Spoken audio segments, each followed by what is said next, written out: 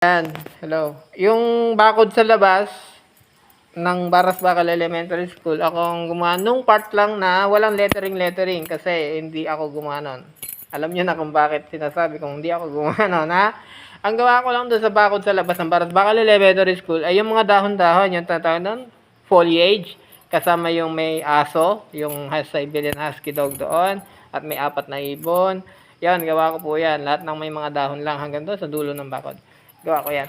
At saka sa loob, yung mga wall sa loob, yon mula yung number 1, 2, 1, 2, 3, 4, 5, 6, 7, 8, 9, 0, gawa ko lahat yan. Pati lahat ng nakikita nyo halos doon ng mga lettering. At saka mission vision, lahat yan gawa ko. Bukod sa stage ng Baras Bakal Elementary School.